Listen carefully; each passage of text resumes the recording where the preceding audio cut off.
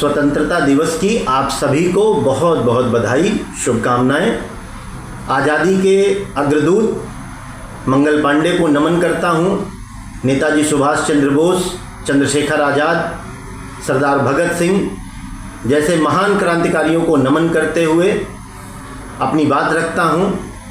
आज जिस आज़ादी का जश्न हम हर्षोल्लास के साथ मना रहे हैं, ये तिरंगा फहरा रहा है, ये इन महान क्रांतिकारियों के, इन बलिदानियों के, स्वतंत्रता संग्राम सेनानियों के बलिदान का परिणाम है कि आज हम आज़ादी की 80 वर्षगांठ मना रहे हैं। स्वतंत्रता दिवस पर हमें एक चिंतन करने की आवश्यकता है कि इन 80 सालों में हमने क्या खोया और क्या पाया। जिन लोगों ने अपने प्राणों का बलिदान दिया, क्या उन्होंने इसी आज़ादी की कल्पना की थी? यदि वो साकार हो गया है तो बहुत अच्छी बात है, और यदि नहीं हुआ है तो हमें उनके विचारों को और आगे बढ़ाने की ज़रूरत है।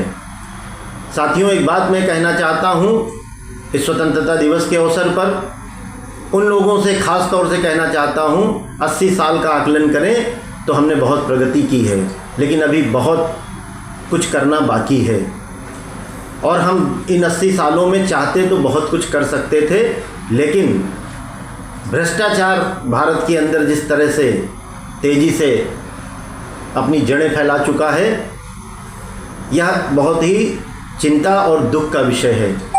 अंग्रेज जो भारतीयों को लूट रहे थे, आज भारत के लोग ही भारत को लूट रहे हैं, अपने ही देशवासी को लूट रहे हैं। कुर्सी पर बैठे लोग, चाहे किसी विभाग में हों या किसी भी सरकारी पद पर हैं, ईमानदारी से काम करने वाले लोगों ने देश को यहाँ तक ला खड़ा किया है। लेकिन जो भ्रष्ट लोग हैं, उन्होंने देश को पीछे ले जाने का काम किया। हमें यह देखने की ज़रूरत है कि वह भ्रष्ट लोग अपने ही देश के लोगों को जो लूट रहे हैं, उनको आत्मचिंतन करने की ज़रूरत है कि हम अपने देशवासियों को जो लूट रहे हैं, और आज देश उन्नति प्रगति की जिस राह पर होना चाहिए था, उससे कहीं पीछे है।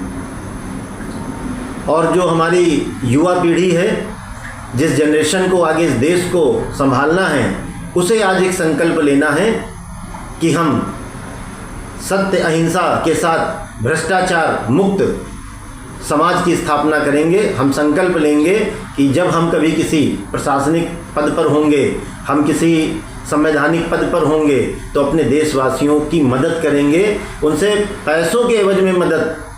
ये तो एक भ्रष्टाचार है, उन अंग्रेज़ों की तरह का कार्य